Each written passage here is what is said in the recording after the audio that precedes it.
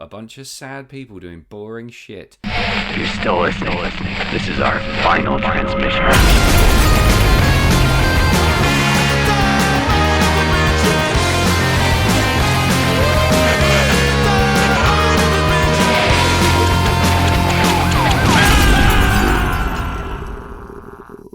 We're here! It's the Final Transmission podcast. It's Sam Russo. It's Jamie Carruthers. It's time for another episode of Loosey Goosey Fun Times, or whatever you're calling this particular segment. I've not thought of a name. I should have done that, shouldn't I? I should have considered what we were doing and applied some sort of moniker to it, but I didn't. We'll workshop it. Yeah. Maybe the episode will just be us figuring out the name of the episode. Great idea. Let's just do that next episode. So it's 2026, Sam. It's actually quite late in 2026 at this point. Not quite late, but it's been 2026 for over a month. Couldn't be earlier. It's January. Well, when this comes out, it will be February. Oh my God! Time is marching on. Yeah, time is marching powder, as Danny Dyer would say. He boy. doesn't say that. It's not a thing. But yeah, it's 2026, and I wanted to talk about. I want to start off and talk a little bit about 2025 in horror. It was a good year for horror, I think. Ah, yes, a good year. And then we'll talk a little bit about what's coming out. No, we'll talk quite a lot about what's coming out in 2026. But yeah, 2025, Sam. What were your overall thoughts of 2025 horror movies that came out? There was some bangers in the 80s because of you. Don't know. It was all right. 2025 was a ridiculously fast-paced year, in my opinion. Yeah. A constant flow and a constant demand from the public. So, in case you can't tell, that's a very political way of saying, I don't know. What happened in 2025, Jamie? What was significant? Well, lots and lots of films came out, and the horror genre is one of the few genres that people are still going to the cinema to see. Yeah. Why do you think that is? I mean, I don't know, really, but I think that, like, the communal experience in a horror scenario is way more interesting than sitting at home and watching it on your own. Yeah, people talk about that being quite a unique psychology. There's, part of the horror viewing experience. Yeah. That hasn't faded as much as maybe other movie genres. I mean, it's still not a genre that, there are blockbusters in, really, but it's still steady. I think the fandom in itself is engaged enough to go to the cinema more than. There's a reason why this isn't a podcast about dramas. Do you know what I mean? Like, yeah, we are engaged enough in the genre to have a podcast where we talk about the genre, and like, obviously there are lots of them. I'm sure there are podcasts about period dramas, but like, presumably not as fucking many. Yeah, I wonder what. It'd be nice to drill down into the really granular data here, Jamie. But it'd be nice to know how many people going to the cinema to watch horror movies go on their own. Yeah, well, I know at least one. Yeah, same.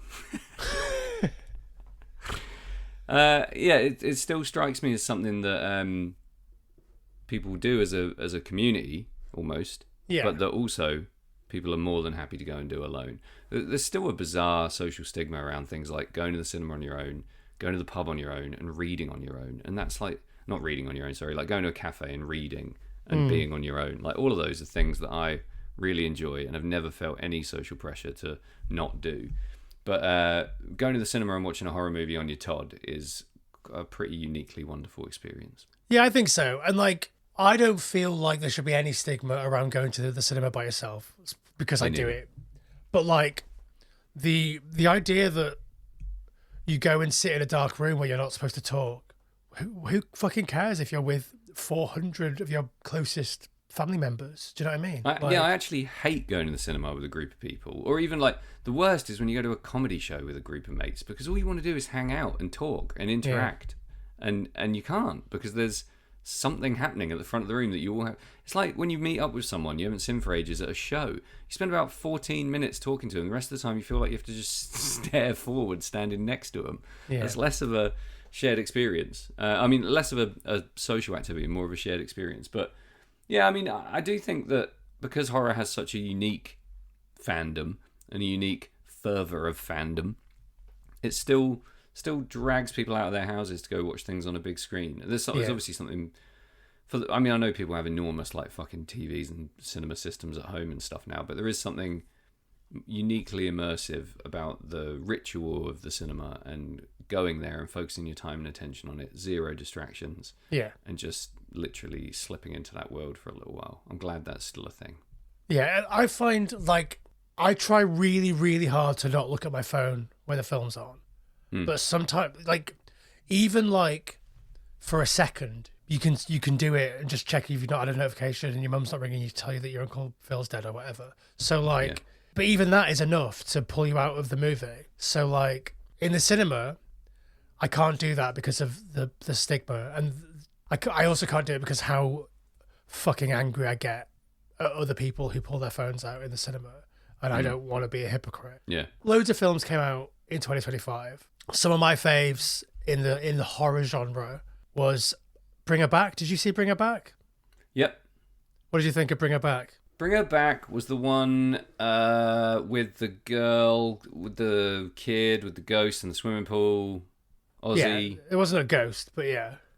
Whatever. Yeah, it was good. It was sort of like the way that I sort of pitched it internally to nobody. This is the first time I'm saying it out loud. But like the way that I sort of pitched it to myself was that it's sort of almost like a sort of a modern reinterpretation of Pet Sematary. How so? Like it's about bringing your dead child back to life through the dark powers of grief. Yeah.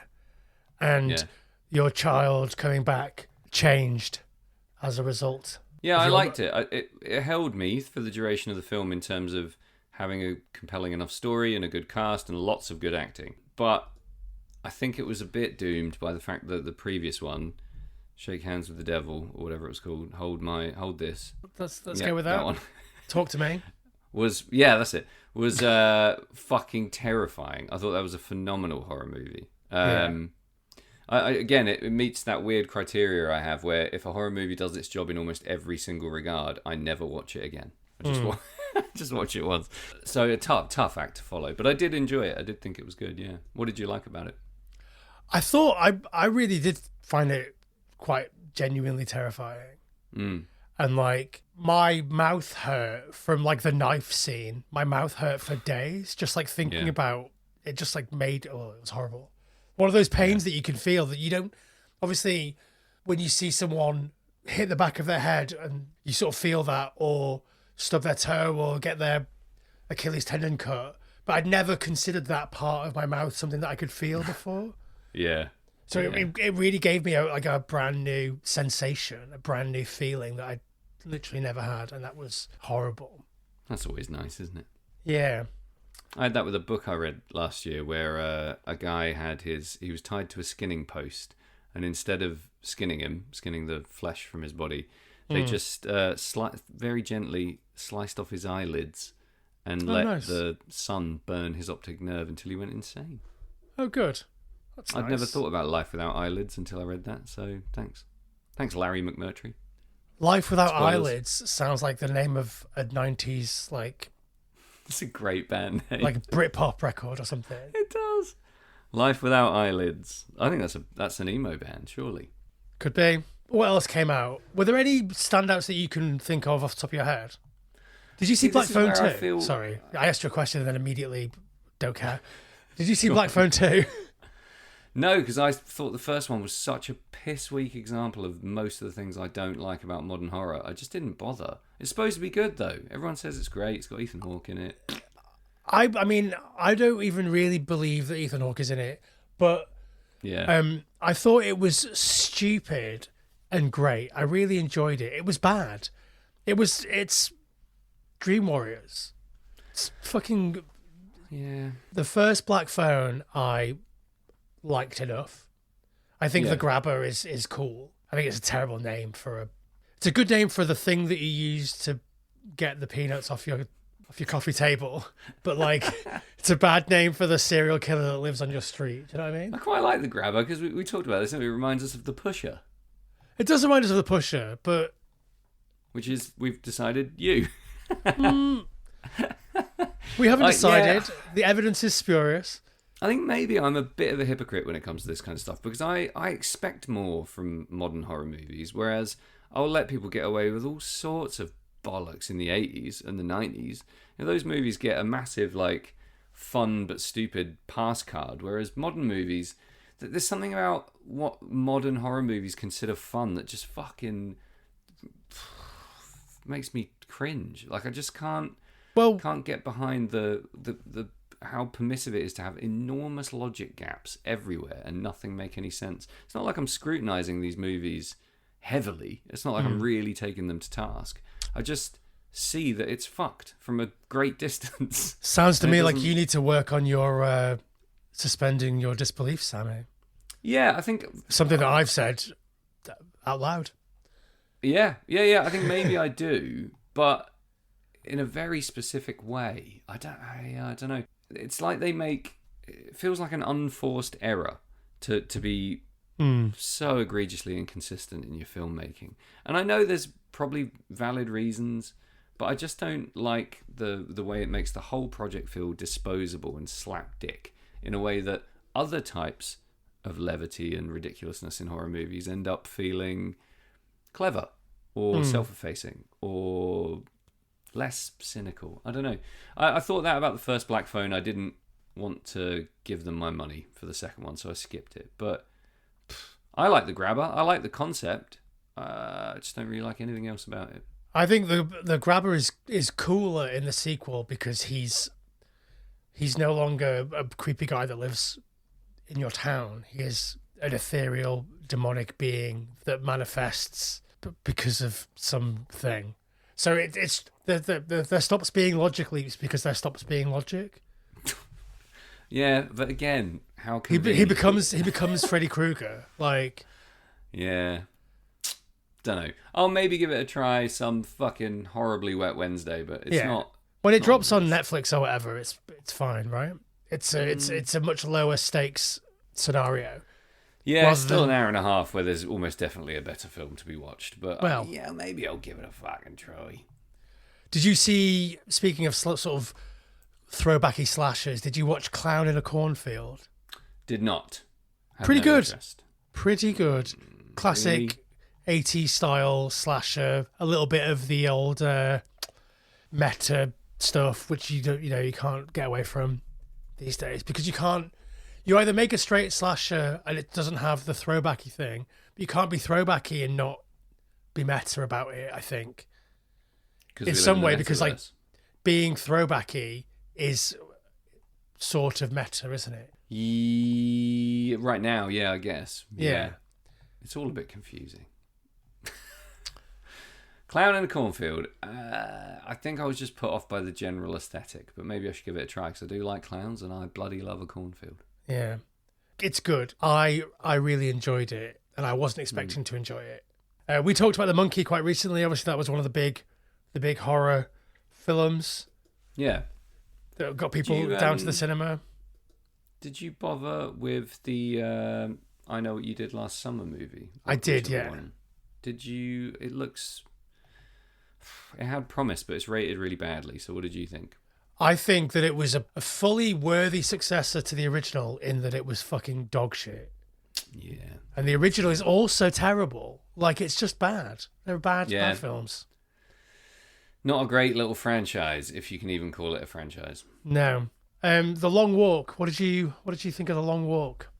I really enjoyed The Long Walk. I thought it was a really interesting take on the original material. It had an ending that I didn't expect, even if it wasn't what I wanted, and maybe didn't enjoy it all that much. But the bulk of the movie, considering the really simple premise and the limitations of the premise, without relying on too many devices like flashbacks or whatever the fuck you bring in when you run out of ideas, I thought it was excellent at holding some serious dramatic tension and keeping a little bit of mystery and painting some really likable characters in some really tough situations. I thought it was a really good adaptation. Yeah, the thing that I like about The Long Walk, the source and the film, is that like we don't feel the need to explain why. Yeah, this is it. This is dystopia. Enjoy. Yeah, I think it's great. There's relationships that are woven in quite cleverly to give you a bit more meat than the story. and I thought that was fine. But yeah, I love the fact that we're not seeing like a history montage. We're not like we're going through some flashback type territory, but it's to establish character. It's really important. Yeah. It felt it could have easily. I like a horror movie that could easily be a play. You know, nice and stripped back, clever concept, really well executed. Not really any problems with it, to be honest. Even the ending, like I know it's kind of silly and goes a bit CG at the end, but for what it is, I got no complaints really. I thought it was a weird one. Like we're quite lucky that got adapted in a way. Like not many Bachman books are going to end up, being at the cinema, are they? And I thought that was quite a cool one. I don't know. The big Running one Man came out last year. Yeah, true. Which I haven't watched. No, me neither. Because obviously Stephen King is so prolific, but also adaptations of his work are also very prolific. That's not really the correct use of the word prolific, but you know what I mean. Yeah. There's so many of them that eventually they're gonna get do through everything. the whole catalogue. Yeah.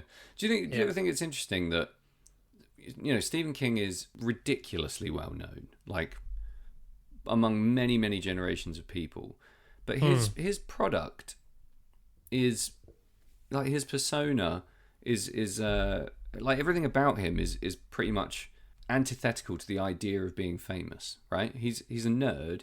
He's gone through all these different phases in his life, none of which are particularly palatable to a mass audience. He's got a lot of like character quirks that aren't, he's not fucking, I don't know who's popular. He's not Justin Bieber. He's not. Yeah. He's not Miley He's not Justin Cyrus. Bieber. There's no. I can't really understand how he's so famous. Do you know what I mean? You can ask anyone. Do you know who Stephen King is? They'll have a rough idea. If they can't. Yeah, but you couldn't show a photo of Stephen King, and they'd be like, "That's Stephen King." But like some people would, but like, you know what I mean? The funniest thing for me is, everyone will know who he is. They'll be able to say, "Oh yeah, he wrote X or whatever. Oh, he's that horror guy, whatever." But maybe a fraction of that mainstream audience will know that it was his material that The Shawshank Redemption was based on, for example. So even his massive movies aren't like directly and tangibly connected to him to a lot of people. So how does a guy like that become so embedded in the public consciousness? Yes, he sold a trillion books, but there's a massive, massive portion of the population that haven't fucking read them and don't care to. And then there's some movies, but like, I do find it really interesting, Stephen King's very specific type of fame. Anybody that sort of crosses that threshold into almost ubiquity, it's so weird because then like people recognize him. Like I say, they'll only recognize him by name. They wouldn't recognize him by sight. Possibly, yeah. Whereas like I don't know, you show basically anybody in the world a picture of Superman, they're like, that's Superman. Yeah, true. People that don't read Superman or have watched Superman films, they'll just know who he is. But that only works with Stephen King, like I say, by name. It doesn't. It won't work by sight because he just looks like a dude, a weird looking dude. Yeah, I think he's kind of handsome. Like I think but he's sort of weird looking. Yeah. In a way. In the right way. Two other big films, big horror films that came out last year that I want to sort of touch on quickly. Together. Did you see Together? No. Okay. I liked Together. I didn't love it, but I liked it. It sort of felt a little bit like somebody at a studio saw The Substance and was like, I'll have one of those, please. I'll have one of those, but a little bit different. Yeah. Somebody once told me, and I don't know if this is true, that like record labels listen to you make a song and then they're like, that song's good, we'll have 11 more of those, please. And that's the album. And like, I don't really think it could possibly work that way. I mean, that feels like maybe a bit of a boiling down of something, a slightly larger commercial model. But yeah, I bet it fucking is like that. And it's probably more cynical than that. It's probably more like, cool, listen to that. Let's get one of our bands to do that. Yeah. Or like, let's get someone much better looking to do that. That's like the whole music industry, isn't it? You write 12 songs like this and we'll get our handsome boys to sing it. Exactly, yeah. Our Handsome Boys. Yeah. They're another band from the 90s. Yep, Our Handsome Boys performed their entire album, Life Without Eyelids. I don't care much for, what's his name? Dave Franco. I think he's got a little weird face. Who's Dave Franco? The guy who's in Together. He's in... James Franco's brother. Now You See Me. He is James Franco's brother. The Franco boys, eh? Cool, I bet they fucking slay some ass on the mean streets of Well, that's why we don't hear from James Franco anymore, isn't it? Is it? What did he do? He slayed too much. He did too much too young. Let's say that. Did he really? Oh, how disappointing. Oh well. Yeah.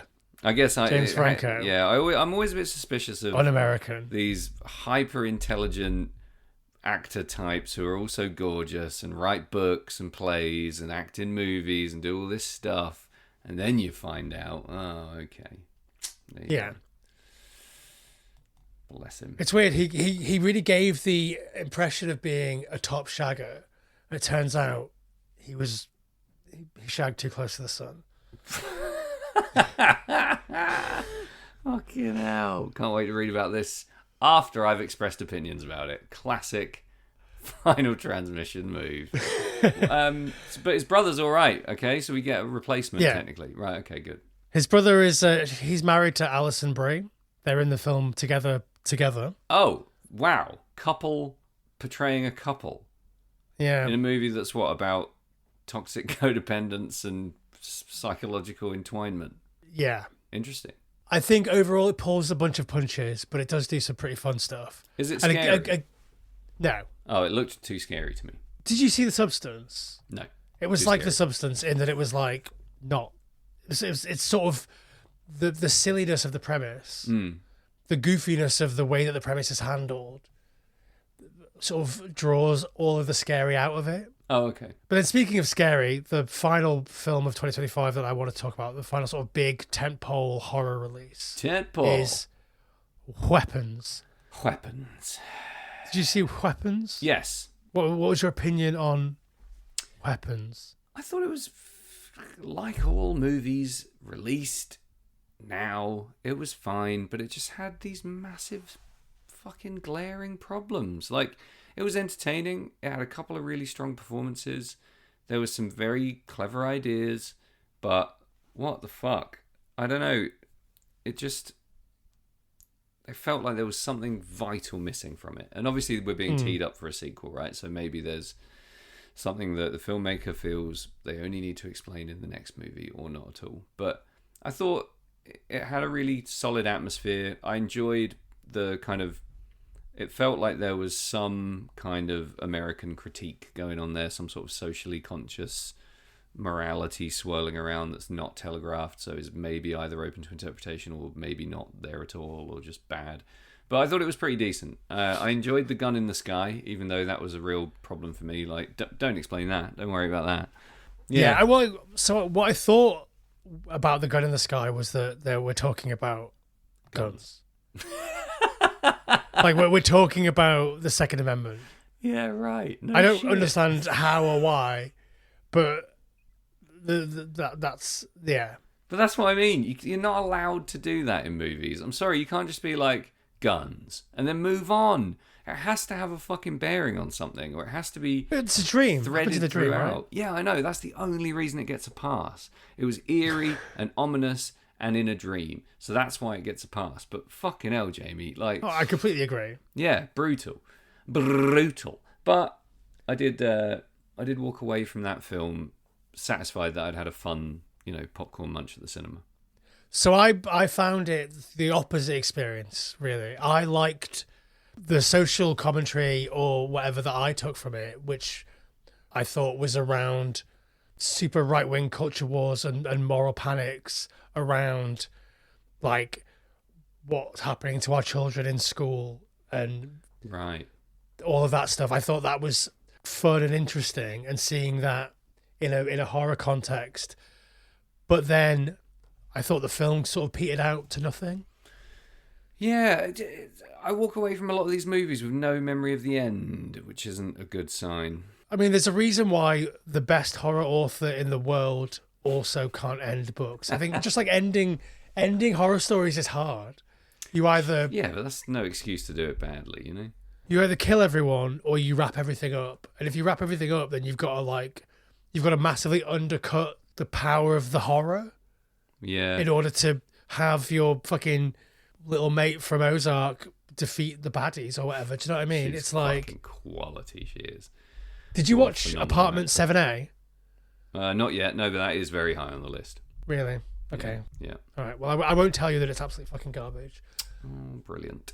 But to your point, I refuse to bow down and say that horror endings are hard to get right, so we give all these fucking dickweeds a pass. Because in terms of killing everyone, a lot of great movies end with everyone dying except a final girl or a final human of some kind. And also a lot of great horror properties from our younger years that maybe aren't 18s or aren't rated X or whatever ended with a resolution. Like the whole of Are You Afraid of the Dark or Goosebumps or whatever. Nobody has to die necessarily for the jeopardy and the stakes and the resolution of a satisfying fear-based narrative to actually land. And I think people get so lost in the weeds with all these. This is the main problem for me, right? And it was the problem with the Black Phone and a bunch of other shit. They're just throwing all of the half-finished ideas they've got into one place, labeling it horror and saying, isn't it mysterious? And we're all supposed to go, ooh, yeah, it doesn't have to make sense because it's mysterious horror. When in reality, discerning, viewing, paying customers want a satisfying narrative and a doubly satisfying resolution, because that is storytelling. That's narrative. Otherwise, you're just... I could sit here for 3 hours thinking up half-baked horror ideas and put them into a screenplay, but it would be shite. Whereas I would need to hone the craft in order to deliver a really good movie. And these guys are getting paid to do that. I think the fundamental problem with horror movies now is that people have too lofty ideas, in that, like, everybody wants their movie to be about something rather than just being a scary thing. Do you think there's pressure for that, though? Do you think it's more of a... You can't just make a movie about a murderer. Now it has to be about guns. It has to be a treatise on grief or whatever. Yeah, it has to be about generational trauma as well as being about guns. I think, like, the audience kind of demand it, or at least a section of the audience. Like, if you think about the film review industrial complex of which we are a part of, like, we talk about films at length, and we are, a very small part of the massive thing. We need stuff to talk about. But I think, like, finding the story, finding the real truth of a film that doesn't even necessarily know that it's there is much more interesting than being like, I'm the director, I'm making a film about grief, but the grief is in the form of a little boogly skeleton that lives under the bed. Like, that's fine. And jumps out at you when you're least expecting it because, you thought you weren't feeling the grief, and then suddenly it's behind you or whatever. I would rather be like, okay, well, the director was going through something when he made this, and he didn't even realize he was making a film about grief. Yeah. And the grief that he was going through sort of manifested within the film. And that's much more interesting to me than being like, I'm going to sit down, I'm going to make a film about how when you stub your toe, it really fucking hurts. Like, the toe. Yeah. Well, it wouldn't be the toe, would it? It'd be about a clown with a hammer that sits near sideboards or whatever, and every time you walk past the sideboard, it jumps out and bonks you on the nose. Like, yeah, I think there's a lot to be said for the simple fact that art well executed carries with it an enormous amount of subtext, regardless of what it is. It doesn't have to be lofty in ambition or scope or budget. And there's people who will read Dubliners and say, fucking hell, a bunch of sad people doing boring shit. And that's fine. That's an absolutely valid take on Joyce. Or you could say, fucking hell, it's about death. It's existential. It's about aging. Oh, no, it's about cities. It's about everything. It's up to you how deep you read into it. What I do not respect is poorly executed, telegraphed, repeated expository subtext. It stops being subtext and it just becomes text. Like, get a fucking grip on yourself. Make some art. Yeah, I think also the problem is that, like, we have too much access to the creatives behind the properties that we're watching. You're probably right. Yeah, you can't just go on YouTube and write in James Joyce talking about Dubliners, telling me everything, all his thoughts and what it's all about from the start till the very fucking end. You can't listen to a 12-hour Artist in Residence podcast with James Joyce where he explains fucking Ulysses. Thank fuck. But you can with everyone and everything else. and you're fucked because you're either watching the repetitive, rote delivery of the press release by all the artists and all the actors and all the performers, or you're watching the self-indulgent, navel-gazing or obnoxious director just tee off about bollocks for 2 hours. Yeah. So it's really hard to find the nub and something to latch onto in that kind of in those kind of dialogues. Yeah, I think the happy medium of those two things is director's commentary. I think I agree. Yeah, director's commentaries are still valuable. I think that's the only amount of access that we should have into the process of a filmmaker or an actor or anything. I feel like we just have too much access. We hear every single one of their thoughts. And I mean, the thing that really fucking annoys me is that a journalist will be like, oh, what do you think about, I don't know, fucking J.K. Rowling or whatever? And they're like, oh, I think she's a cock. And then the headline is, Sam Russo thinks J.K. Rowling is a cock. Not, we asked Sam Russo what he thought about J.K. Rowling, and he answered said, the question. Cock. Yeah, it's not that he answered the question, and then the social media eco space goes, we don't want to hear your opinion about J.K. Rowling. It's like, well, I was asked in an interview about a fucking film. Yeah, I agree. I think you're hitting on a really interesting point about access, because I've been thinking this for a long time about a radically different sphere of entertainment, but I think that's the case in most sports as well. You know, the problem with asking everybody everything all the time is that you're going to get really bland, boring responses, and you're going to get totally mundane interviews, especially if 50 different people ask the same person the same questions 50 times, because that's how the press circuit works. And then what you get out of that is a media that's hungry for what you just described, even more hungry than ever for sensationalism and a nugget and a soundbite and a clip and a nib or whatever. And you end up with this fucking mess of media that is so far from the purpose of journalism or you know, critical interpretation or whatever you want to call it. And you end up in this horrible sphere where you're just battered with the same shite over and over and over again. And that defeats the whole purpose of access to begin with, right? It's a total fucking snake eating its tail from start to finish. I don't want or need or crave that level of insight. I want to watch the movie, think about it, talk with my mates, make a 3-hour podcast about it based on 10 pages of notes, and go to bed satisfied. Yeah. Well, I think like another issue with journalism that is sort of linked to this. This will be the last thing, and then we'll go for a break, and then we'll come back and actually talk about 2026. Sure. Is that obviously every fucker has a podcast now. I know that I'm saying this on my podcast. Yeah. But like every single celebrity has a podcast. And there are journalists whose job it is to just listen to podcasts and pull out everything controversial that they say. Yeah. Or everything that they think is remotely newsworthy that they can clip without context and then sell it back to you. Yeah. As a listener of the podcast, as like fucking Chuck Reagan said that all haddock are cunts. Like, he would never say that. No, he wouldn't say that. Chuck. Jamie, you're part of the problem, mate. You know, I was listening to Chuck Reagan's podcast and he said that all haddocks are cunts. I would absolutely listen to a Chuck Reagan podcast if such a thing would ever exist. About fish? About anything.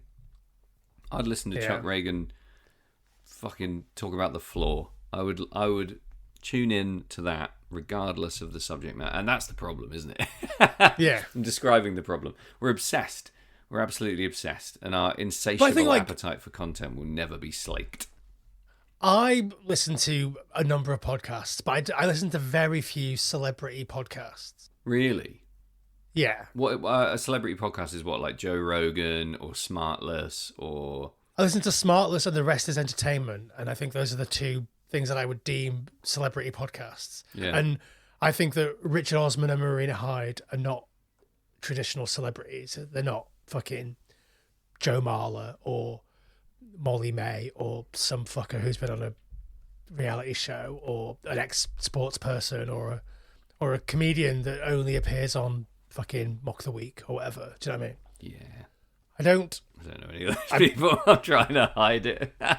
It's okay. That's fine. I I try not to listen to podcasts, to be honest, but I do listen to a lot of hockey podcasts because it's especially when the hockey season's happening, because it's my only thing that I can do that's completely mine and do it totally alone and a full escape, and I don't have to fucking do anything with it. I can just absorb it. And that's always, for me, been what podcasts are. And I do like these like peek into the lives of celebrity type podcasts from time to time, especially if it's an interview with a fascinating person who you don't get a lot of media around traditionally. I do find that really interesting. And Smartless was quite good for that for a while. I think Smartless is great because it's like it does something different. They sort of, I mean, they all pretend to be friends, and that's fine.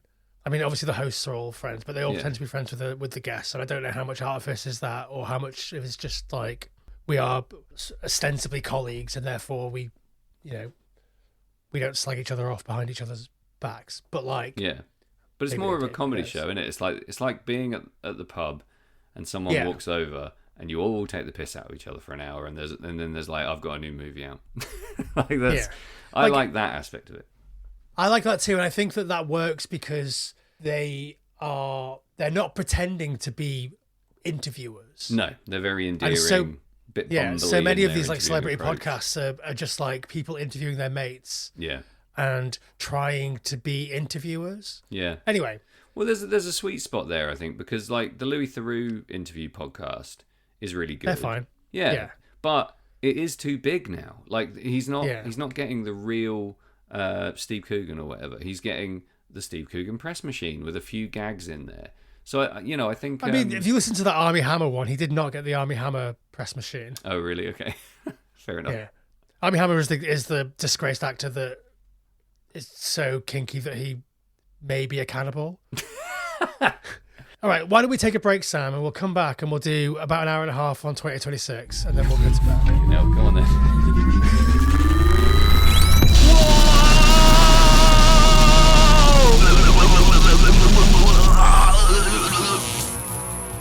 Whoa, holy shit. I guess that's why they call it Phantom Power.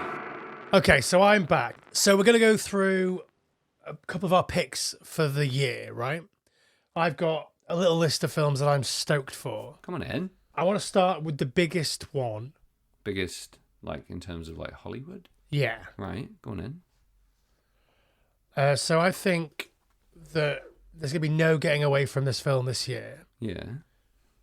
It's Steven Spielberg's return to sci-fi and horror. Right. And it's Disclosure Day. I think it's going to be massive. You think it's going to be gigantic, do you?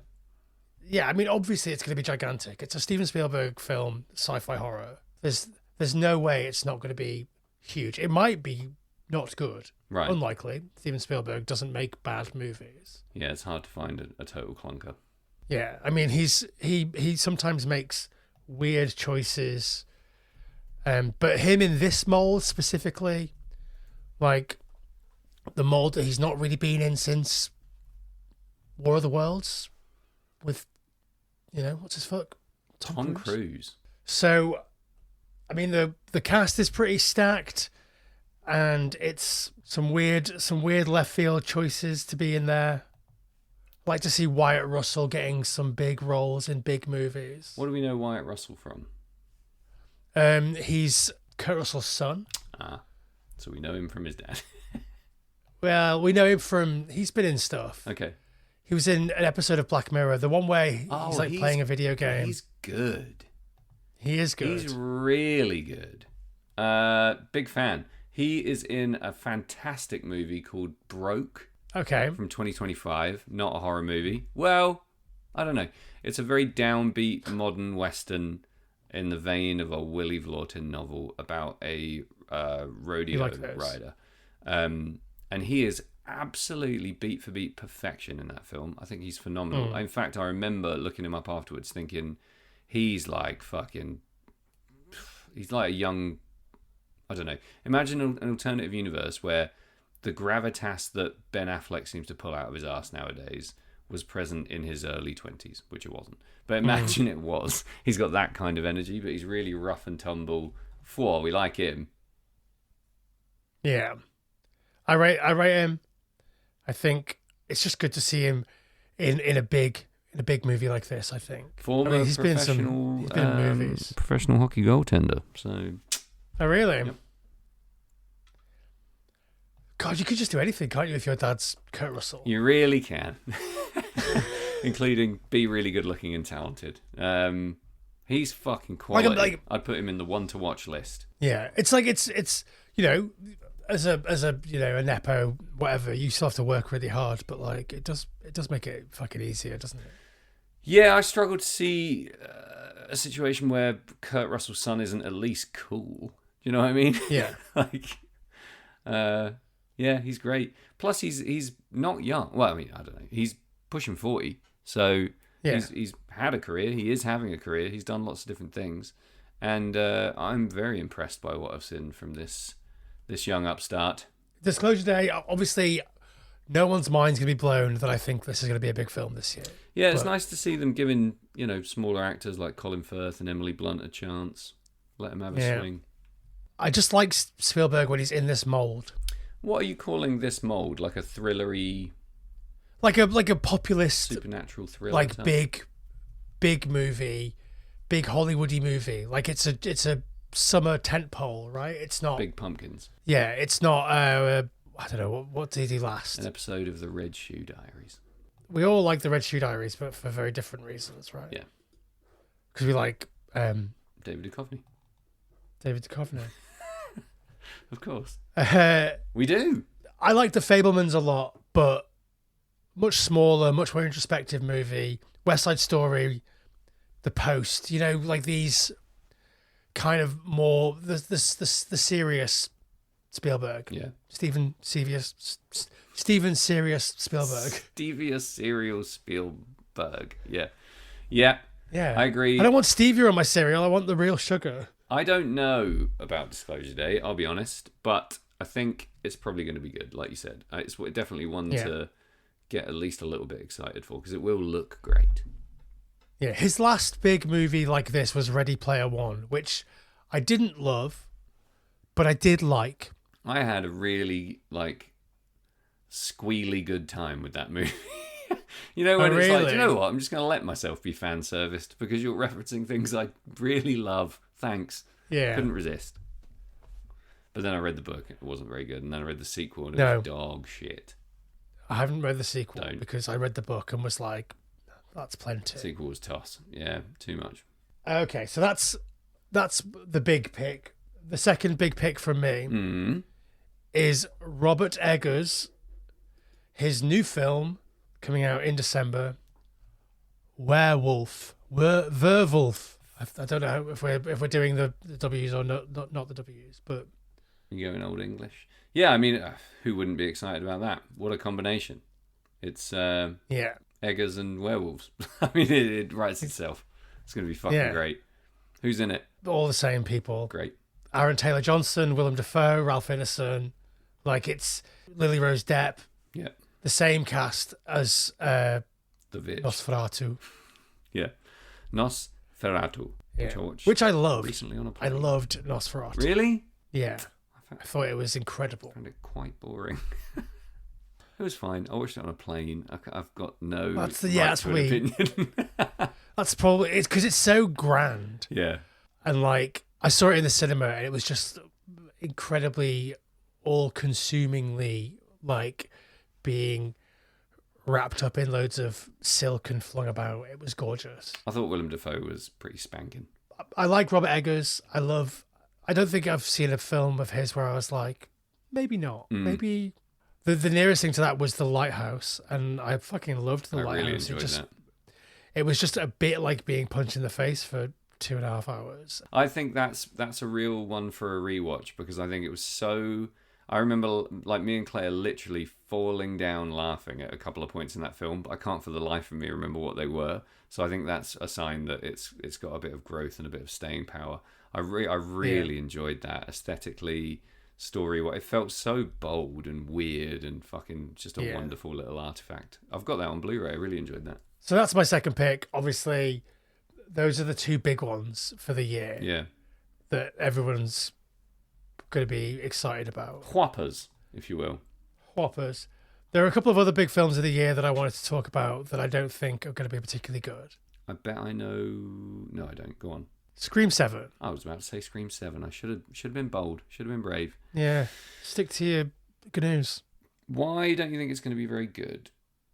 I mean, because they haven't been for a bit, and this is it feels a bit shameless and cash grabby to be like, oh, we'll bring some of the old cast back, For the even though we didn't seventh want time. them to come.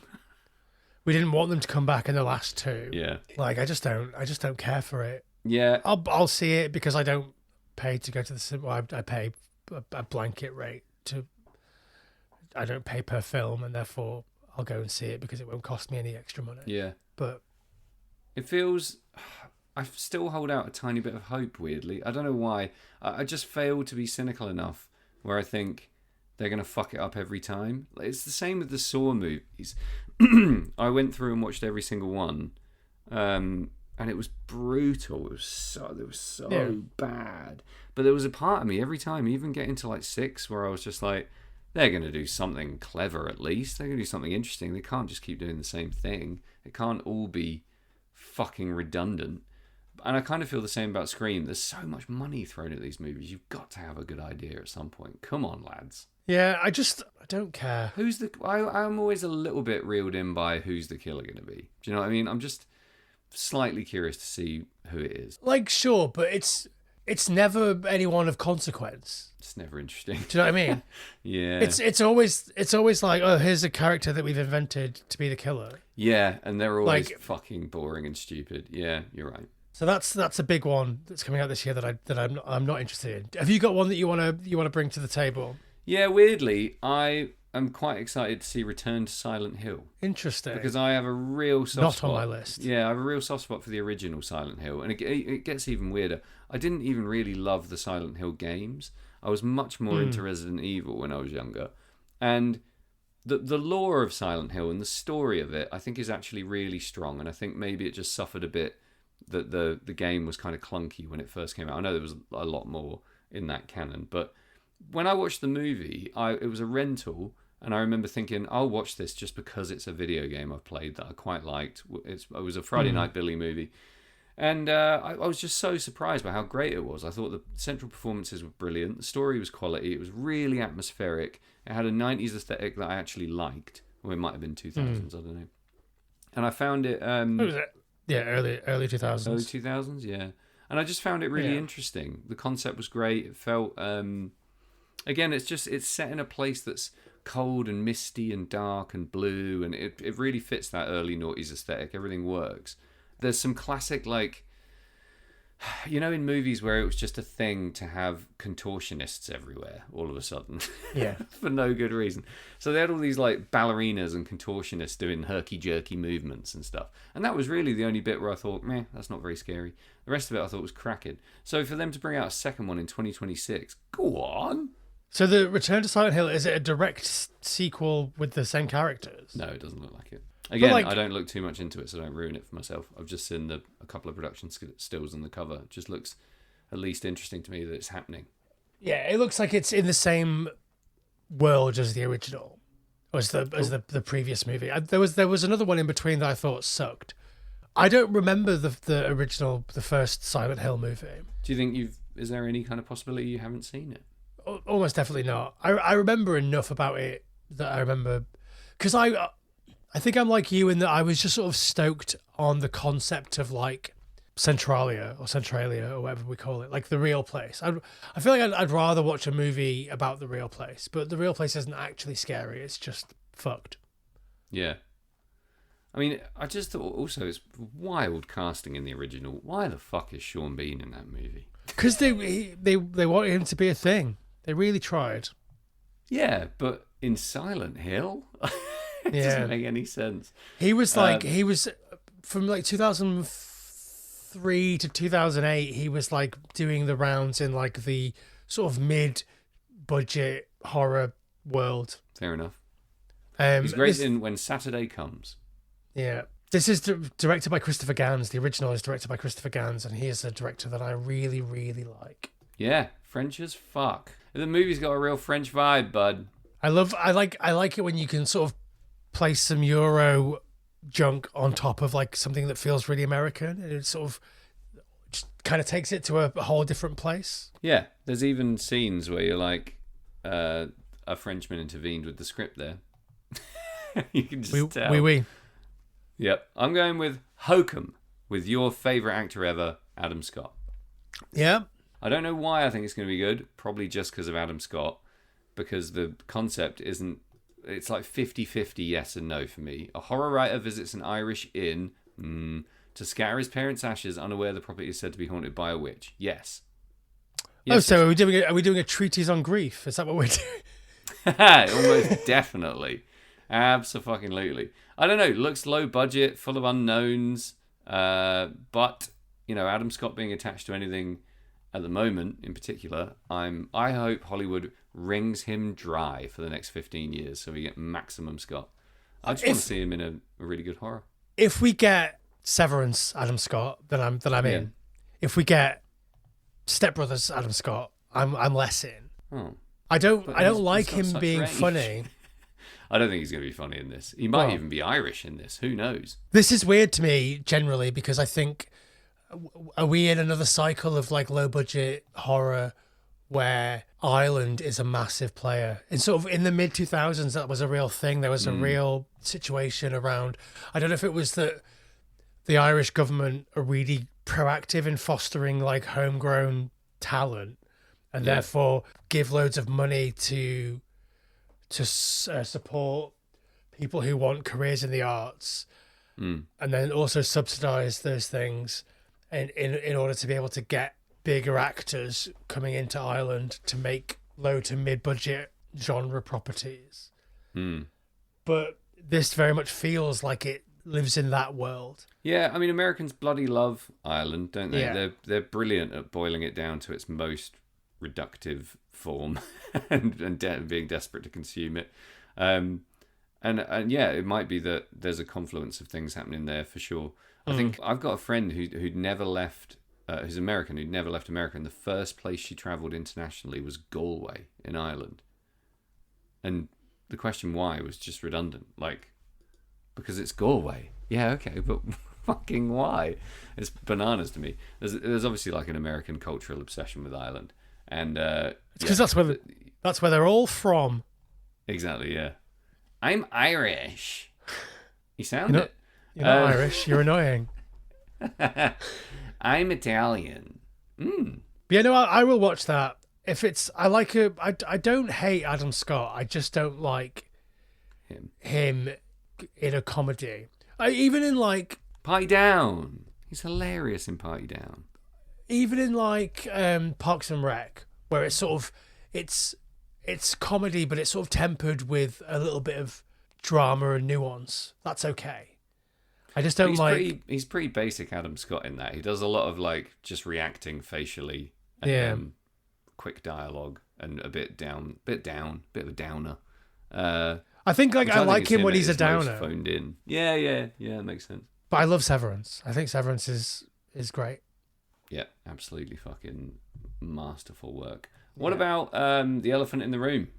Are you going to be taking a trip to the Bone Temple? I haven't as of yet, and it's already been out for a couple of weeks. I just don't care. I didn't care for the last one, as we've discussed. Even if it doesn't cost you anything, you're going to go see Scary Movie 6, but you're not going to go honour.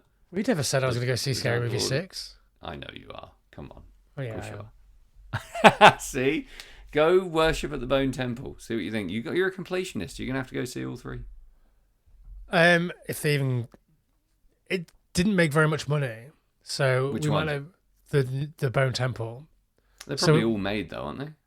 I think only this one was made. Oh, really? Interesting. Yeah. I won't tell you why that's interesting because you haven't seen it yet. Hmm. It's a Ralph Fiennes movie. Yeah. I didn't think that was going to be the elephant in the room. Did you not? Is the elephant in the room Scary Movie 6? No, the elephant in the room is Evil Dead Burn, surely. Oh, of course. Yeah. Well, there's just not much to say, is there? Of course we'll both go watch it. Of course it'll be cack. We'll talk about it when it happens. I didn't like Evil Dead Rise at all. Oh, yeah, that's actually a lie. I didn't like Yeah, it I as an liked Evil it. Dead movie, Yeah. but whatever. Raimi's producing though, so there's a shred of hope, I Yeah. guess. I don't know. I can't. Evil Dead's a whole separate thing, isn't it? Because the original is so rooted in its lore, the whole production of it, the stories around, Raimi and the gang, and the way that it came to be, and everything that conspired to make it exactly the way it is, completely perfect. 2 perfect movies. And then there's an entire slew of films afterwards, and TV shows and everything in between, of wildly varying quality and substance. And you just don't know what and you're video gonna get. games. Yeah, the video game that could have been the greatest game ever, that was fucking abominably hard. Yeah. Jesus Christ, talk about... God, that's annoying. To have such a stunning looking game with such a great concept and fun mechanics, and then just shit the bed with gallons and gallons of diarrhea. I don't understand how it's legal for you to make a game that requires them to have servers up for you to play it, charge people 70 quid for it, and then be like, do you know what? Whoops, didn't work. Yeah, we're not going to That's bother what anymore. happened. Like, if I pay 70 quid for a game, I expect to be able to play it at my leisure. I expect to be able to play it until I die. Yeah. Yeah, brutal. It didn't even... I don't think... it might have had it did have an offline mode, but it was borderline unplayable. Yeah, very strange. I mean, the real tragedy here, as we know, is the Friday the 13th game no longer being online. But we're told constantly that there is another one in development that apparently harnesses the spirit of that original game and Excellent. takes it to new places. But I guess we'll probably never find out. It's weird that, like... I mean, we're getting off topic again and talking about games, but, like, it's weird that, like, only one game can exist in that mold at a time. Yeah, I think they were onto something briefly where some studios were putting out like a big banger and then having like an 8-bit Raz that went alongside it, or like something similar that was developmentally lighter and that they could sort of put out on a multitude of platforms for not much, maybe comparatively not much money. But yeah, you're right. Like you can't have 2 competing studios. I mean, I guess only one person can have the property at a time, maybe? I don't know. How's that work? But what I mean is, like, even in terms of those games, you can only have 2 of them that exist at any one time that people play. You get Dead by Daylight, which is the only one that people actually play. And then there was Friday the 13th, that died. As that waned, there was Evil Dead. When that waned, there was Texas Chainsaw Massacre. When that waned, there was Killer Clowns. Like they just sort of seem to cycle like that, and like bit production liney. Yeah, and survival horror games only have like a long term of playability if you're a bit obsessed. Yeah. If it really gets its hooks into you, which obviously Dead by Daylight has proved is entirely possible. Yeah.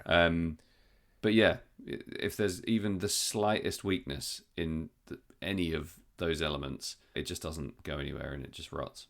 Yeah, I mean, I played Texas Chainsaw Massacre a bunch for a while, and then everyone got really good at it, and so it became unplayable for me. That's a real thing with all multiplayer games, isn't it? Like, it's impossible to play most of them after 3 months if you're not a psycho. Yeah. I've got a couple more that I want to just quickly razz through. We were talking about Sam Raimi. He's got a new film coming out this month called Send Help. Oh, okay. And it's him doing desert island survival horror. So ties back into both of the things we were just talking about, really. But it's a film, not a game. Nice. Will you go see Resident Evil? Yeah, I will. It's your boy. It is. It's Craigor. Yeah. But like, I'll go see it. I'm not. You don't sound excited. Resident Evil as a franchise just doesn't speak to me. Really? I watched the TV show with your mate Lance Reddick is his name. I was about to search it. Oh yeah. I was about to search it. And it just popped into me. I was like, Red Dick. There you go, Reddick. Ah yeah, Russo, Red Dick, Lance Reddick. There it is. Yeah. Yeah. What about I've probably recommended this to you before, but I don't think I've talked about it on the pod. I think the most satisfying horror video gaming experience I've ever had end to end is the Resident Evil 2 remake game. Interesting. It is fucking superb, almost flawless. There's chunks of it that for me as a loser are quite hard, but it is fucking terrifying gameplay. It scared the living shit out of me. Okay. I recommend it highly enough. I've played them and I just, they never grabbed me. Yeah, this one I honestly think will. There's later installments that are too gross, too scary, too far-flung. 2 is perfect. And I think it's probably super cheap because it came out ages ago. But I used to get home from work and literally shut myself in a dark room with a candle lit and play it and just scream. Like, really shit my pants. Excellent game. Very fun. Nice. Go on, Resi. Hope it's good. Okay, I have 2 left field picks that are a bit further down people's, well, maybe not the big names. Basically, is what I'm going for here. Go on, Em. The Addams Family, not the family from the Charles Addams comic, but the John Adams, Elder Adams, Lulu Adams made a bunch of movies that I really liked. Yeah. And they've got a new movie coming out this year called Mother of Flies. Ooh. And I think that's going to be fucking fantastic. I haven't heard of that. So they've made Hellbender, Where the Devil Rose. It's like super low budget, kind of family flavored, folky horror movies, and they are fucking fantastic. Okay. Mother of Flies comes out this year in the UK. Did it come out in America already? I'm not sure. No, it's coming out this week in America. But yeah, I think their shit is fantastic. I would recommend Hellbender to anybody. It's just so fucking good. Ugh. In that vein, are you excited for The Bride? I am excited for The Bride. I think that's going to be sort of silly, but in a way that I really enjoy. Like, the idea of Christian Bale as Frankenstein's monster is just... I can't even compute. I think we're in almost like a Yorgos Lanthimos like sphere with this movie. Oh. I think. I don't know. It's just the vibe that I get from it, like the campness of like a Yorgos movie. Right. It I was feels getting like more of like a true romance kind of vibe from what I read. Like, yeah, sure, I see that, but like, I just mean like the overblown sort of camp aesthetic. Like, you can't cast Christian Bale as Frankenstein and it not be like, I don't know. You're not going to get a fucking Christopher Nolan movie. Do you know what I mean? Yeah, but I do feel like you can picture it almost immediately. Like Yeah. the voice he's going to do, the way he's going to move. Not that that makes it predictable. I just think that's probably really strong casting. Yeah. And I just like the idea of it being in Maggie Gyllenhaal's hands. I think that's Yeah. crazy fun source material with a silly backstory that could be really fun. Yeah, and I think that's going to be loads of fun. Is it going to be scary? No, Yeah, it can't really be, can it? no, I think it's going to be sort of goofy and good, goofy and good. Yeah, all right. Count me in. But yeah, I mean, well, jokes aside, I am interested to see what Scary Movie 6 does because I do find their satire occasionally quite adroit.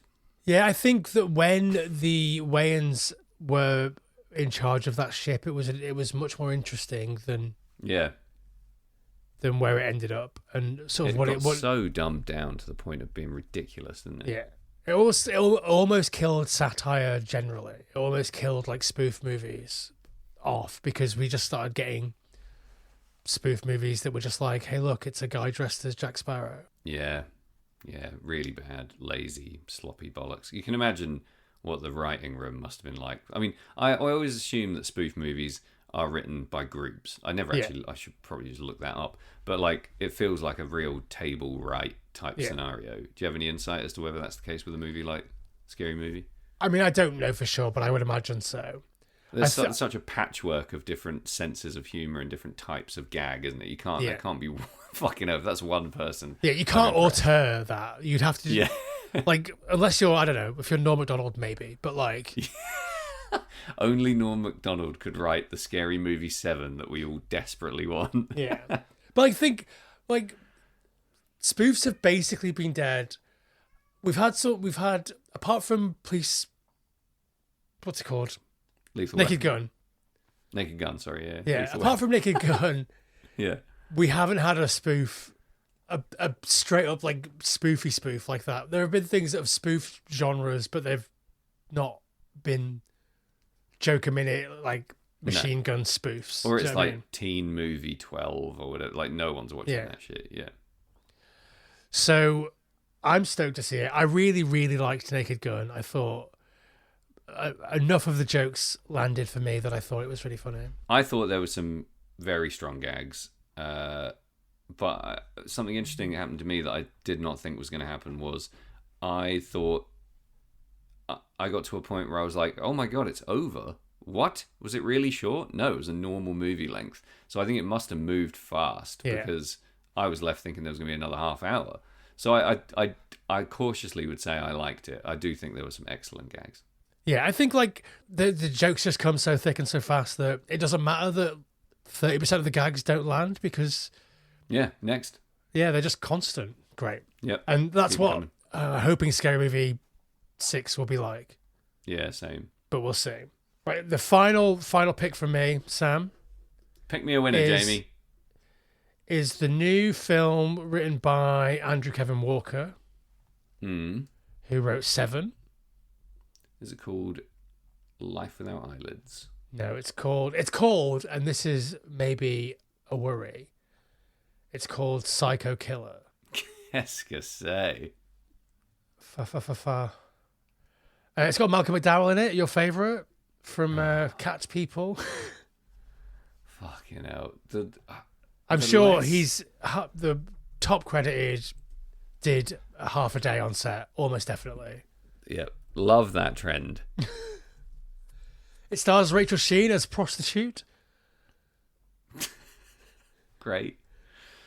So what's got you excited about this one exactly? So we're sort of folk horror slasher horror vibes written by the guy that wrote Seven. Like I'm in on that, frankly. What's it called? Psycho Killer. Just wanted you to say it again.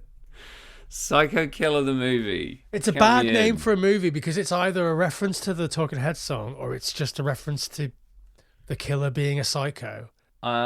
Will the song be in the movie? That's the big question on everyone's lips. Almost definitely. I think that's probably going to be a good film. Yeah? Yeah, I wouldn't be surprised if the guy that's listed in the credits as Psycho Killer is, in fact, we're supposed to believe it's Malcolm McDowell. It's going to be like, you see his face for 2 seconds, and then it's this absolutely ripped brick shithouse of gammon who's actually playing him. Very possible. Michael Dowles doesn't have a name in the credits, so it could just Exactly. be... Yeah. That's why I think he's the Psycho Killer. Qu'est-ce que c'est? His name's Simon Cokill Esquire or something. Yeah, something like that. That looks fine. I think it's going to be really fun. I think it looks Could like be a great. whole silly but great fun time. I mean, you're going to be very torn because it's about a living cop avenging a dead cop. Look, I love my propaganda. I just hate cops. Yeah, fair enough. I watched Where does every that- where season does of that The work in Rookie. any other? That doesn't work in any other kind of media, does it? Where you're No. like, I fucking hate paramedics, but I'll watch any movie about a paramedic. Yeah. I'm not watching movies about landlords, but I will watch movies about cops. We do watch movies about rich people, like really rich, like billionaires. More for the insight, though, innit? I watched the new Damon Affleck movie last night. It's yeah? called The Rip. The Rip. Yep. How was And I that? found it, well, Did it rip? I think if everyone would get the fuck out of the way, it'd be a brilliant movie. But as we sort of briefly discussed on social media, it was a little bit ruined by the over-explaining of everything for either A, dumb people, or B, distracted people, or both. Yeah. There was a real feeling there that Matt Damon and Ben Affleck, who I, like, no irony or snideness whatsoever, think are phenomenal actors, were feeling very dumbed down in that movie. And that's a sad, sad state of affairs. For just a decent heist movie to need that level... Oy, oy, oy. Anyway, the less I moan, the better. It was just really nice to see Matt Damon in a film. I don't love Matt Damon. I don't hate him, but he's not a draw for me. Whereas Ben Affleck really is, I think, somehow. That's weird because I'd be the other way around, I think. But Yeah. more because for me, I find Matt Damon to be so comforting as an on-screen presence. I don't care what he's doing, what role it is. There's just something comforting about a Matt Damon movie. And then Ben Affleck, I always think, is a little bit more angular. There's normally a bit more of a thrill. So that's a different kind of pull. I think Affleck for me is, and this is weird, it's just how much I love Gone Girl. I'm like, okay, I guess I'm going to watch every Ben Affleck movie because I really like Gone Girl. Yeah, I mean, good film, great actor. Yeah. I mean, maybe not, I don't know. Maybe I'm showering Ben Affleck with undue praise here, but I really like him. Look at it that way. I don't care if he's a good actor or not. But they really fucking do something weird in the Rip movie, and this isn't a spoiler. They have Ben Affleck is in the movie, right? Yeah. And he has a younger brother in the movie who's Okay. not played by Casey Affleck. It's jarring. It's very strange. I thought you were going to say it was played by Ben Affleck, like digitally de-aged or something. Oh God, That would be no, weird, wouldn't it? Yeah, I would love. I'd love for any movie where Ben Affleck has a younger brother for it to be Casey Affleck. It's just easy. Just do that. Yeah. I love Casey Affleck. I know. Those Affleck boys. A couple of quick drive-bys from me Yeah. before we take a final break. And I'm going to guess at your drive-bys. You ready? go on, guess my drive-bys. Send Help. We've already talked about Send Help. Have That's we? the Sam Raimi yeah, it's one. the Raimi. Yeah, all right. Sorry, I'm failing on my list here.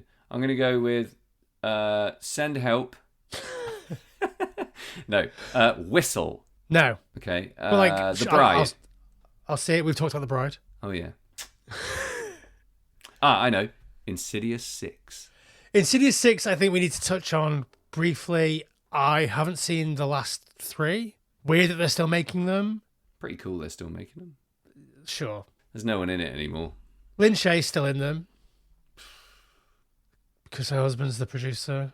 And because she has sort of some name recognition from being in horror movies in the 80s and the 90s. I don't like her. Sorry. Well, okay. I think Do she's you? fine. I have such a non-opinion about Lynn Shay. I don't like her, but I don't not like her enough to say I don't like her. Do you know what I mean? That's where we differ. I wouldn't say I don't like you to her face. That would be horrible. I'm not running from my front door to the cinema to watch a movie that she's in. She's in your favourite, 2001 Maniacs. I do love 2001 Maniacs. I was thinking about having that be a film that we cover quite soon. But Clayface, Okay.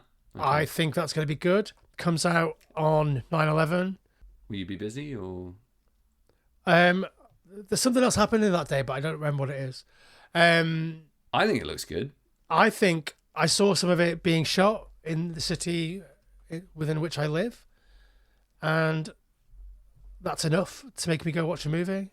That's enough, is it? Yeah. So when I went to see the Shot Batman, this in fucking Swansea. Jeez, Uh, that's weird.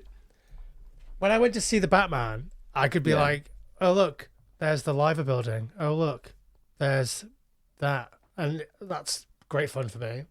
What? probably- Batman was shot in Liverpool? Yeah. I The didn't know Batman. that. Why And the fuck do they do that? Because 'Cause it's got it's- some Gothic architecture. Cause it's got some Gothic architecture. It's got some pretty decent tax breaks. It's got Jamie Carruthers. It's got Jamie Carruthers. Yeah. I mean, Clayface is fun. That's a very, very strange / deep cut property to go for. Yeah, And I think it's going to be an education for a lot of people. It's going to be fun.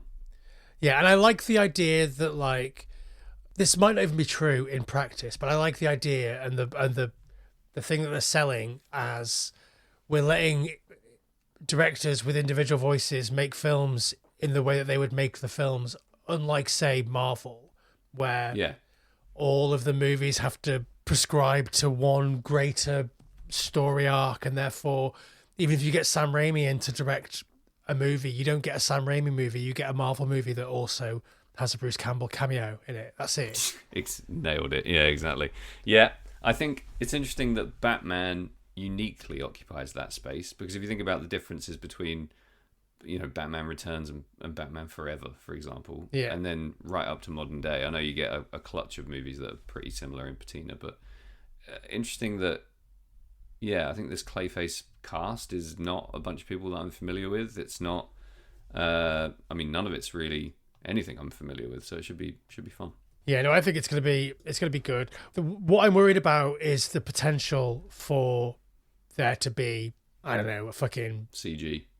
CG's fine. I think it's more that fucking he comes out dressed Captain as fucking Forgettable. Nathan Fillion, Right.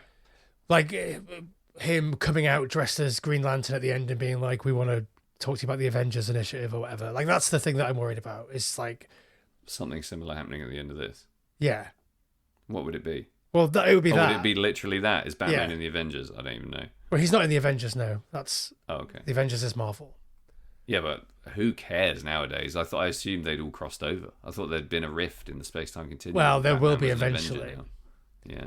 But like, that's what I'm worried about is that we got the lip service of saying each of these movies is going to exist in its own sort of world and maybe form part of this greater world, but then having them cross over, it's sort of like when we talked about the monkey. You couldn't have the monkey be set in the same universe as Love Actually because like those worlds don't match. Do you know what I mean?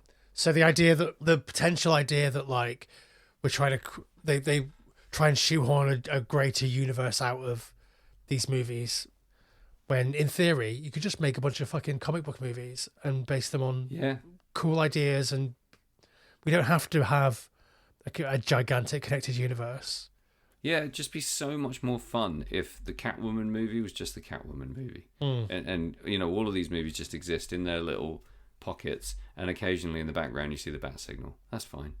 Just do that. You know, I think Sin City for me is a movie that stands head and shoulders in that weird...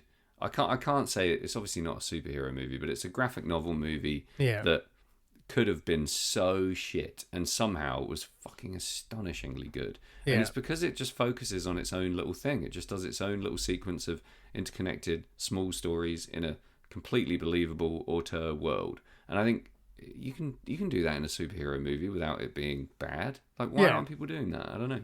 It's like, well, I think the best Marvel stuff now, I know that you don't engage with it, so whatever, but the best Marvel stuff now is the stuff that doesn't really take into consideration things that are happening outside of it. So like the Daredevil show. Right. I mean, I really liked Agents of S.H.I.E.L.D., but it was fucking garbage. It was like basically like a Star Trek, but for Marvel. It was great. It's really silly. They decanonized it because they used all the good characters in the show, and they wanted to then bring them into the movies with real actors rather than TV actors. So they could just do what they wanted. Yeah. It just became really fucking stupid and great. And to a lesser extent, WandaVision, but that was because it was doing a fun thing with TV tropes. It's a lot of Marvel.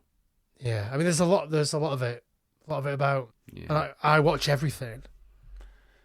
You've really built yourself a cross to bear there, bud. Yeah, I hitched my wagon to a real fucking loser, and now we're stuck doing this podcast every week. And you don't even get to talk about Marvel. And when you do, can you I start imagine? listening. Can you fucking imagine if we did a Marvel podcast? No. Do you know what I can imagine? In the movie Clayface, there's a character called Salami Pete. And that's the kind of detail that makes me want to watch a movie. Yeah. I'm here for Salami Pete. Salami Pete. One more drive-by, not a horror movie. Just an actual drive-by. Yeah. I'm excited that this year we're going to see the release of Coyote versus Acme. What's that? The cancelled, shelved Wile E. Coyote movie with Will Forte. I didn't even know this was a thing. Yeah, so they made it, and they were like, we're just not. Warner Brothers were just like, we're not going to release this. We're just going to take the tax write-off. Right. And it's like, well, fucking why? Yeah. Is it bad? Is that why? No, it's meant to be good. Is it animated? It's partially animated in like the Partially as in not finished or stylized? No, like it's a mixture of animation and live action. Similar to like Who Framed Looney Roger Tunes Rabbit or back in action and stuff like that, yeah. Sure. In that realm. I What's think it it's going to be. called? It's called Coyote versus Acme. Okay. Have you been following this carefully? Not carefully, but enough. John Cena. He's just the most famous person in it, so he's up there first. He's not the lead. Cool, this could be brilliant. Like a movie about why the Coyote suing Acme because all the stuff they make backfires on him. How is that not going to be great? I mean, it's going to be fucking brilliant. There's no way this is bad, and even if it is bad, it's going to hopefully do what I've been waiting for years and spur the resurgence of Warner Brothers, Acme, etc. cartoon characters being tattooed on grown people's calves. That's what I want back. Yeah. What builders gave the world in England, I want it back. You want to see a lot more Tweety birds with their middle fingers up. Yep, I want to see Bart Simpson doing a Mooney. I want to see all of the Warner Brothers cast on people's legs, and I want it now. Yeah. I nearly, absolutely hammered, nearly got a Yosemite Sam tattoo until someone pointed out to me that it's like a full-on fucking symbol of like the wannabe defiant right wing, like don't tread on me people. Apparently, I didn't know this. I just think he's fucking hilarious. But no, apparently that's already been taken. I spent, this is a bit of an insight into my life. I spent a good 20-25 minutes trying to figure out how I could make Sodomite Sam. Yeah. Sodomity Sam. Like, it doesn't work. Like... Yeah, it does. Sodomity Sam. Sodomity's not a place, but it still works. It only works written down. It only works written down and said once. Do you know what I mean? It's like it can't exist in the world forever. I mean, Sammy the Sodomite is a better character for me. For my money. But I was trying to think about you and which cartoon character you'd be, and that's what popped into my head. It was Sodomity Sam. Brilliant. Thanks, mate. Not much rhymes or works with Yosemite, does it? No. In the English language, yeah. And it's like I say, it more works because the word sodomite sort of looks like the word Yosemite, Yosemite. Yeah. Sounds like a Trump pronunciation. I'm well up for this movie. This will be quality. I hope it's a little bit naughty and a little bit satirical. I hope it's good fun. I loved Looney Tunes Back in Action with Brendan Fraser. I thought it was fucking great. Not bad, yeah. I just think they're still finding their place for a modern audience. Like a lot of stuff's come back and everyone loves it, and a lot of stuff never really went away. The whole Pixar thing. But the Warner Brothers cast generally, it hasn't done what the Muppets have done. It hasn't gone through generations and stayed relevant when it really should. Like those are some of the funniest pieces of entertainment you've ever seen in your fucking life. Go back and watch. Me and Cody Templeman from Teenage Bottle Rocket were doing this every night on the last tour. We would just put on Warner Brothers cartoons on a laptop at night in bed and drink beers, and fucking hell, I honestly wet my pants laughing at this stuff. I had to run to my room and change my pants and come back. It's so funny still.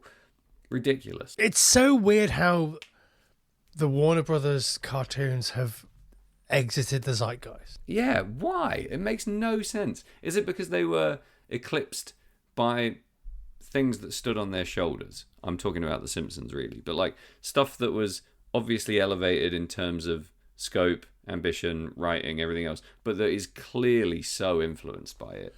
I think eclipsed. I think the difference is because like obviously the one-to-one analog is Mickey Mouse and Bugs Bunny, is Mickey Mouse and like Disney characters, right? Yeah. And like they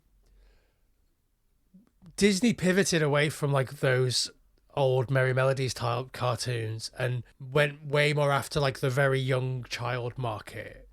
Sure. For those characters specifically. Whereas like they also have the might of the Disney Corporation and the fact that the Disney logo is Mickey Mouse and all of that stuff. Yeah. And the parks and the cruises and everything being like Mickey Mouse, Mickey Mouse, Mickey Mouse. Whereas like Warner Brothers never had that. And like they shut all the Warner Brothers shops in the early 2000s.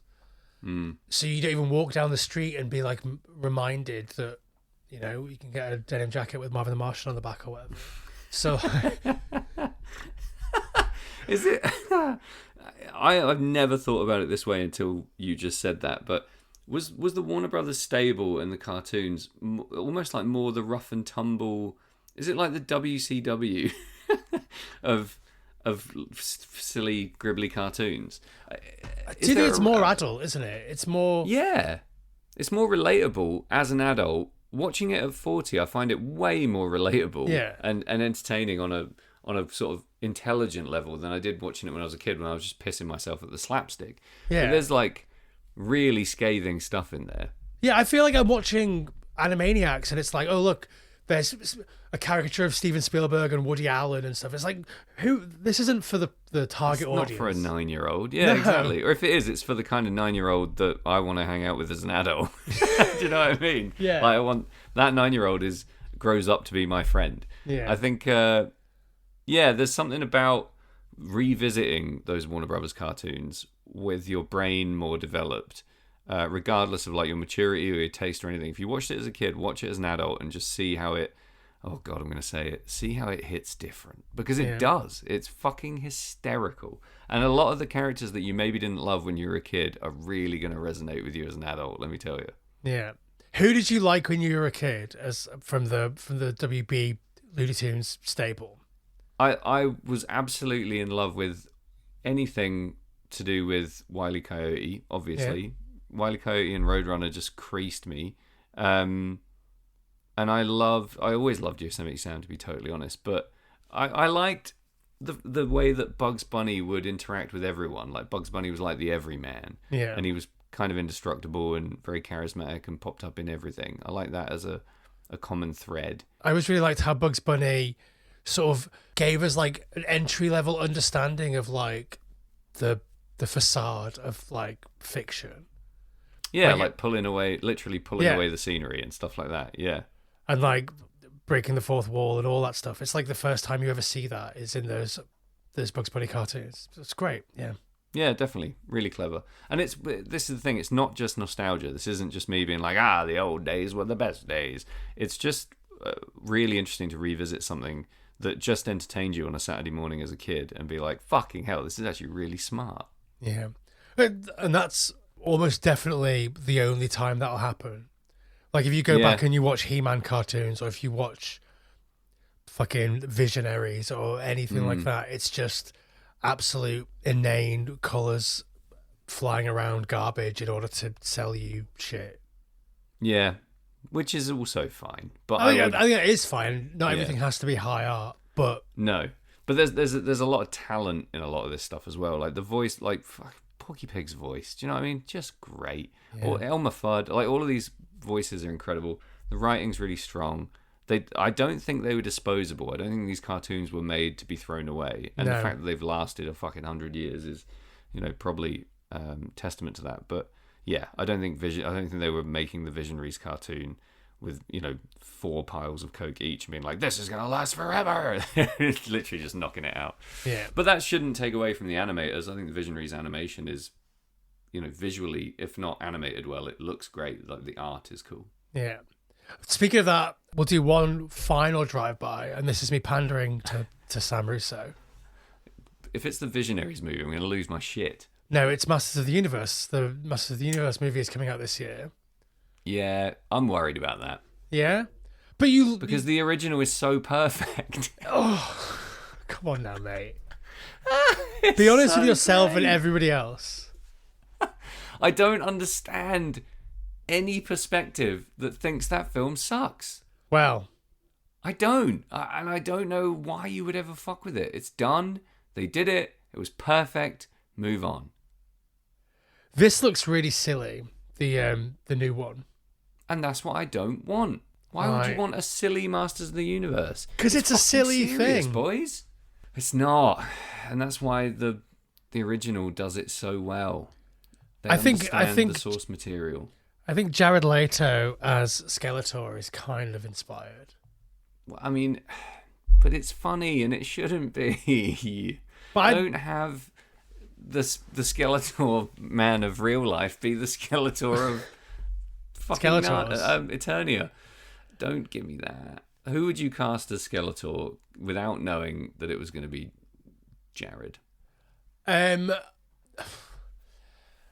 trying to think because I love the Frank Langella casting from the original. I think it's so insane. But how great does he look? Yeah, and like you can see his fucking mouth under his mask. It's fucking garbage. I love it. Like, what's the equivalent of him today? Like, I mean, I've got a slightly outfield. I've got two slightly outfield. Paul pictures. Giamatti. That's my answer. Paul Giamatti as Skeletor. Sold. I'll buy 10 tickets to that movie. Wowzers, trousers. Yeah, gotta be. I can't improve on that. You got it. You nailed it. Like, I think Paul Giamatti is the 2026 Frank Langella. That's Would you do anything other than put him in a Skeletor costume? You wouldn't like try and augment or, change him in any way or have it so it's just his head and it's on fucking someone else's body or whatever? No. I would have... Wow. I would give him, like, the sort of skull Halloween makeup that my mum would put on me when I was 11 years old. And just wheel him up there. Yeah. Genius. Off you go, Paul. Well, that's great. I'll tell you the one thing that worries me about this He-Man is that his hair looks terrible. He looks awful. Like, not a comment on him whatsoever. He looks like he's in an SNL sketch. Have you seen it? Oh, I'm sorry. I'm also sorry to everyone for saying this, but his legs are too skinny. He's got the Johnny Bravo bod. He-Man... I fucking love Johnny Bravo. Oh, my God. This has become a nostalgia fest. Johnny Bravo the movie with Peter Serafinowicz now. Yeah. Do it now. Peter Serafinowicz did a really good tweet the other week, Yeah. which was, I genuinely dread the day that Trump dies because I'm going to come so hard and I might be in like Tesco's or something. That is really good. Listen, I'll let the Zoomers have their He-Man, and I'll try it, but I'm not happy. Yeah, I hope it bombs because I don't want this to become a trend. I don't want this to be the thing, the next big thing. I don't know. I would hold out for Visionaries, the movie. Was there a new Power Rangers movie at some point? Like, I don't know if there was a new one, but there was a new one maybe 7, 8 years ago, 9 years ago. Oh yeah, 2017. I watched it. It was bad. Fucking hell, Power Rangers was great. Yeah, phenomenal. I think I quite liked the Power Rangers reboot. Did you? I think I did. Yeah, I watched it when it came out. Power Rangers is such a unique and wonderful story around why that's a thing and why it's so weird. It's so fucking cool. Power Rangers rules. I'll be an adult Power Rangers fan, sure. What were the other contemporaries of Masters of the Universe? Like that sort of terrible cartoon that we all watched and loved because it was all we had. Transformers, I guess.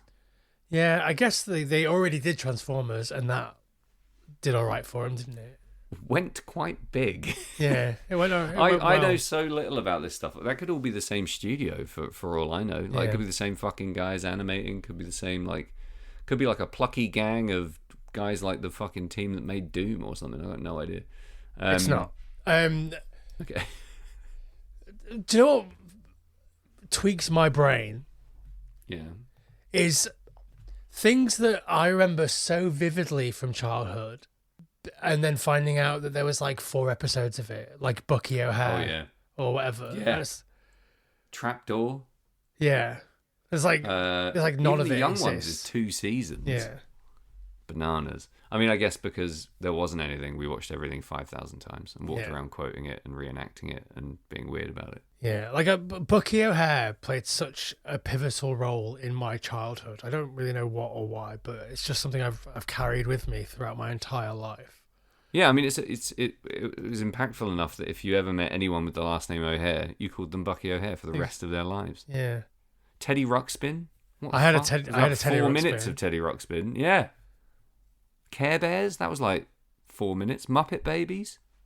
Yeah, I guess Muppet Babies survives because Muppet Babies survives for me because there's a sketch somewhere, it might have been on the Muppets, it might have been on something else, where they really wanted to watch. Somebody really wanted to watch an episode of the Muppet Babies, and somebody really wanted to watch an episode of Seinfeld, and they both had like reel-to-reel video tapes, and they were running at each other, and the tapes all got mixed up, and that created Seinfeld Babies. And that's, again, something that is really stuck in my brain. What was that even from? That was Seinfeld brilliant. Whatever that was Babies. Brilliant. Muppet Babies had such a good theme song. Everything about it was perfect. Muppet Babies, Yeah. make our dreams come true. Great. Well, it was from an episode of the Muppets Tonight. Oh, and we're back to the Muppets. Yeah, we've come full circle, like Peter Serafinowicz in Tesco. All right, Sam. Well, I've really enjoyed this loosey-goosey chat. Me too. A nice, brief, high and tight 3 hours. It's only actually 2.5 hours. Yeah, pretty good. Pretty disciplined from us. Turns out that we need a theme in order to keep it to a normal 2 hours. Yeah, you should write down every area of popular culture that we've meandered into in this episode. That would require me listening back to this, which expensive. Yeah, don't do that. There's all that's left for me to say, Sam, is that you can see a full, unedited 2 hour and 30-minute version of this over on our Patreon. You can watch it, you can listen to it, and that's at patreon.com/final transmission. You can also engage with us on the social media platform of your choice, and that's at FT Horror Show. You can follow Sam on his social media at Sam Russo Music. You can follow me on my social media. This is a little makeshift Muppet that you're doing that the people who aren't paying for this on Patreon can't see, and therefore give us your fucking money. Give us your money. You're doing like the helping hands from Labyrinth. I am, but better. Better or worse? Carry on, Jamie. You can follow me at my social media at Carruthers, or over on Letterboxd at JamieFT. And if you don't do any of those things, then that's fine too. This podcast is brought to you by our good friends, Red Scare Industries. Good friends at Red Scare. Go to their website, redscare.net, spend some money, look at some tour dates, support musicians like I do constantly. Always. Just hemorrhaging money for the arts. Just, if you're not going to give money to buskers, give it to Red Scare. That's what I say. I couldn't agree more, because what are we if we're not worse buskers? Yeah. Buskers trapped in rooms that you have to pay to get into. That you have to pay to get out of as well. We're going to start charging people to leave. Yeah. And we'll see you next time for more final transmissioning and probably something more focused than this. That's what you think. See you there. Cool. Bye.